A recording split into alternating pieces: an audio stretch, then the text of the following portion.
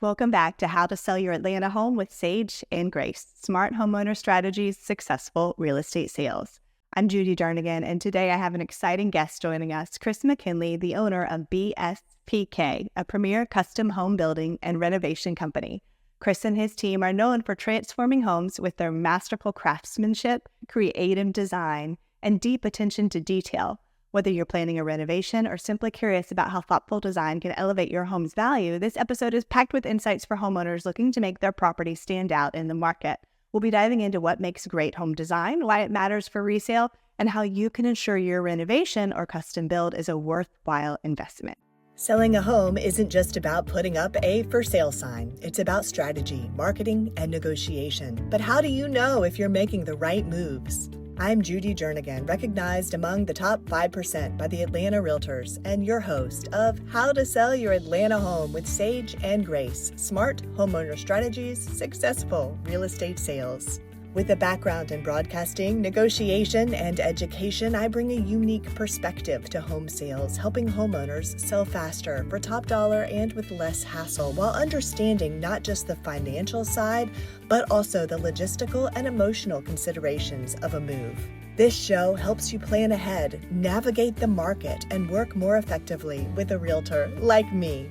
You'll get expert insights from my guests, plus real actionable strategies to sell with confidence. Now, here's the show, moving you forward with sage advice and grace. So when homeowners are thinking about selling the home, do you have suggestions on what type of renovations or remodels they might want to consider to maximize the value? Yes, I mean, I think that it's curb appeal is big. So making sure that the, yard's nice and tiny and not over cluttered. Same thing inside. I find that, older homes can be, spruced up by simple like sanding things down, like trim work down to make it look clean and the lines cleaner, and then repainted. I think those things go a long ways versus, gooped up paint over years and years. And so those are pretty easy fixes. I know some people get overwhelmed with that, but it's really not a big deal to find, people that are skilled in doing that type of work. Mm-hmm. Get someone to help you with it. If it's, you don't have to do it yourself, weekend warriors. Are there any build trends that you're seeing in the Atlanta area right now that you think are just really high demand, really popular, that are gonna, if your home has this, it's gonna help it sell? I mean, kitchens is huge. Pretty much every kitchen we've done has been a fairly high-end kitchen, regardless of whether the homeowner cooks or not.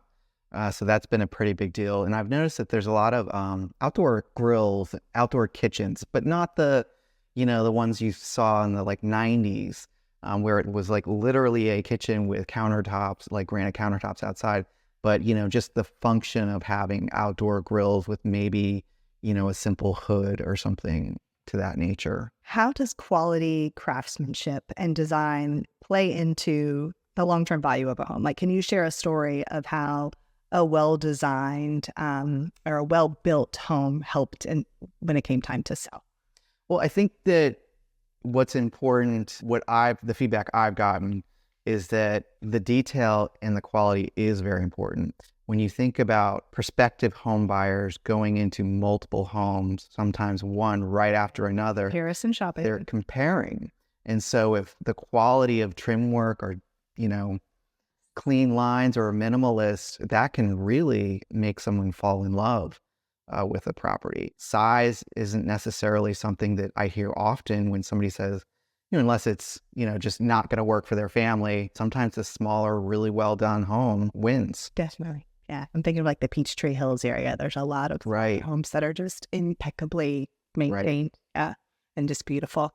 So for a homeowner looking to make maybe some small changes before selling, do you have any impactful but more cost-effective updates you might recommend? I would say so there's been, say, 10 years ago, there might have been a water leak and stain in the wood floors. That might scare somebody off. And so even though it's not a problem today, take care of it, sand it out, and get it refinished. Absolutely. Because you don't want to scare people away with problems that really aren't problems. That's probably the biggest thing I've seen. What are some common mistakes you've seen homeowners make when renovating their homes that might hurt resale value? I imagine you might have some stories where people did some DIY projects and Right. had you come in and fix it. Right. Well, that's even happened on my own personal home. So yeah, well, wouldn't it be great to have a television with cable in, the upstairs bedroom and take the cable all the way around the house and over the roof and staple it to the roof? Things like that can really impact the sale of a house because now you're thinking, well, do I need a new roof now? And then it looks, you need a good quality job. Now, granted, there's a lot of talented people that can do this type of work, but some of it's just, shortcuts. Another example is, somebody might want a bathroom in the basement and they raise the basement, maybe a foot. So you have to step up into the bathroom. That's not necessarily something, somebody buying a home wants long term.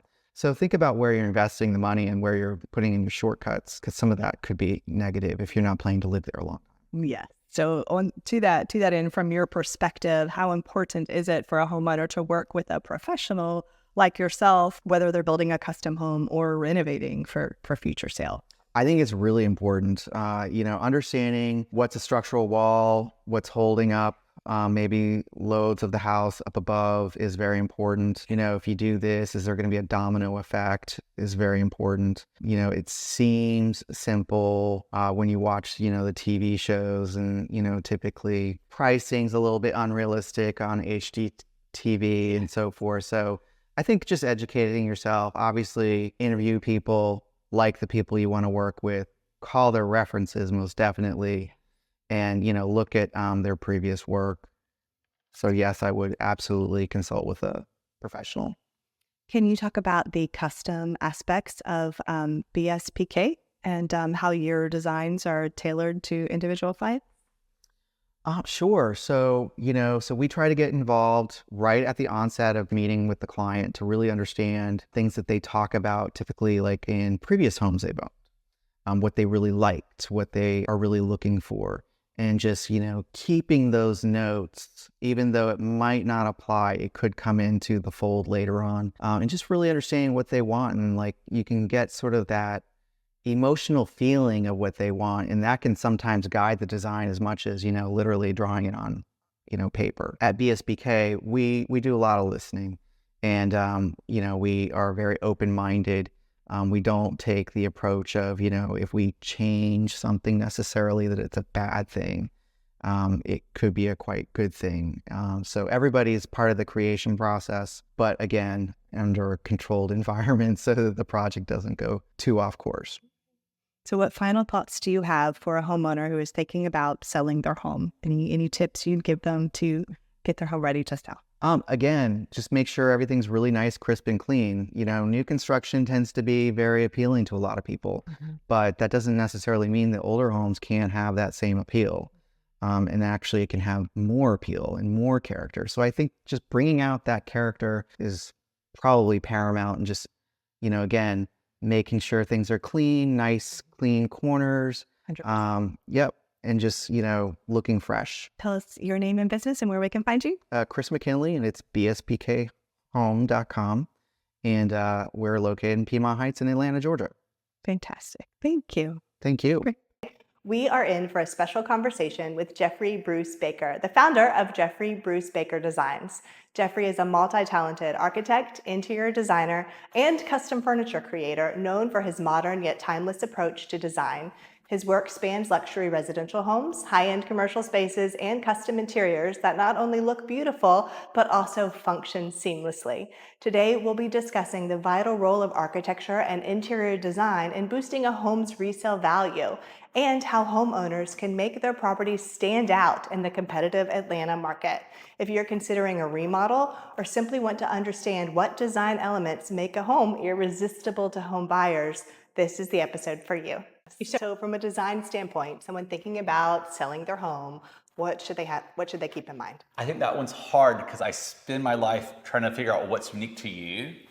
So I think that if you're doing it for the objective of selling, don't feel like you need to make everything neutral, because standing out is always good. So leave a little bit of your personality in there. Don't be afraid of color. I do think most people like more minimal today. It's easier to visualize yourself in a space that doesn't have tons of clutter. So pull back on accessories, but don't maybe throw some really vibrant throw pillows in there. If you're doing updates architecturally, because you need to do so, a kitchen's a great place to start. But put a beautiful slab of marble in there, something that has color, something that's different and separates you. I think that's a good way to approach it, and do things that you're gonna like while you're selling it. Oh, definitely. When my clients ask me what renovations they should do, and they've just bought a home, I'm like, do what you're going to like and what you're going to love. You plan to be in this home for many years. That's really important.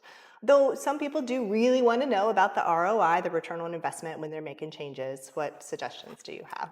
Well, the kitchen, having an updated kitchen is definitely a return on investment that is good. The other thing is, people are liking to find spaces more where you do have like a defined dining room, not just one huge open space. Open living's great, but you still want to have an intimate space. So if you have the room, maybe you let there also be a small den that's more cozy, where everyone piles in for TV, just with a close family. It's hard to say, not being a real estate agent, but I think vibrancy and cleanliness and being minimal are all things that really impact at least what we like in modernism. Being clean is, really key. So what are some of the myths that people think, and you've touched on this a little bit already, myths that people think that they must do when they're thinking about selling their home that you don't think are true? Oh, okay. So I don't think having all neutrals is true, just because so many of our homes that we do are custom, but when they've come back to the market, people have ended up buying them as is and asking to buy the furniture, and we help them resell the furniture. The owners do that. And I think it's because good design sells, no matter if it's traditional or modern. So I think that you don't have to just paint everything neutral. That's the biggest myth that I think isn't real. So what can people do when it comes to lighting to help sell their homes? Okay, so I think lighting's important, but I'm a big believer in not just putting tons of overhead lighting. We usually have lighting installed overhead for cleaning and when you need it really bright, but I love lighting that comes out of the floor. In this house, we're actually grazing each side of the fireplace with floor lit lighting. We're adding lamps, even though this is contemporary. Low lighting and different levels of lighting, having some light that angles an artwork, and not also having a can, but just letting the overcast of that add lighting to the room, I think does a lot for the space. So when we're designing a new space, start with architectural lighting, like the fireplace, or we have pieces of art that they're collecting. We then have art lighting, like I talked about there, but also for paintings. We then plan all our lamps and lower lighting. And then the last thing we do is figure out where we need cans after that. They're the least important. Do you help clients at all with exterior landscaping, curb appeal? I don't, but we have a wonderful landscape architect that we work with. That way, our vision of how the building sets seamlessly blends into the land and the outdoor entertainment spaces. So our whole team does. Speaking of outdoor spaces, is that something you're seeing a lot of people interested in? Yeah, I mean, indoor-outdoor living, I think, is another thing that was here to stay, especially in an area that has a lovely climate like Atlanta. So how important is consistency in design throughout a home? Do you think that mismatched design elements can really impact or hurt a home's perceived value? Oh, I don't think so at all. I think most people are eclectic. So many people travel today extensively and you're inspired all over the place. So I think it's better to create a composition that flows together through scale and sometimes opposites, like yin yang. But no, and when it comes to actual creating interiors, I love it, especially in modern, picking something that's a little vintage with something that's very new and artsy, things that are from classic movements. Then it makes it really hard to know when was the building and interior done. It looks like it's been collected and developed over time, and I think that really enriches a project. Most people like that better, and it lets them put their personality into it. I love that perspective. Yeah, and definitely bringing in people's personality is always something that you can feel when people have really put thought into their home. And I don't know, I believe in real estate karma. And I believe that there's energy in homes. And I love when I walk into a space and I'm like, yeah, this home has had some fun people, some happy people, and you can just feel the happiness and the good vibes. I know that might sound silly. Oh, I agree. I think that's awesome. So what final advice do you have for homeowners who want to make sure that their home is show ready when they're putting it on the market from a design and architectural standpoint? So what final advice do you have for homeowners who want to make sure that their home is show ready and market ready from a design and architectural standpoint? I would say just clear out the clutter and put fresh paint up. Fresh paint goes such a long way. This was so fun. Thank Yeah, you. thank you. Thank you. Thanks for joining us on How to Sell Your Atlanta Home with Sage and Grace. I'm Judy Jernigan, and I love helping homeowners sell smarter with less stress and better results. Who do you know with real estate questions? Please connect us so we can make confident, well-informed decisions and get the best possible outcomes together. If you enjoyed this episode, be sure to like, subscribe, and leave a 5-star review. It helps more homeowners get the smart strategies they need for a successful sale. Head to sageandgracere.com to learn more about working with me and the Sage and Grace real estate team. Explore all our show episodes, and when you're ready, book a chat directly with me, Judy Jernigan, moving you forward with sage advice and grace.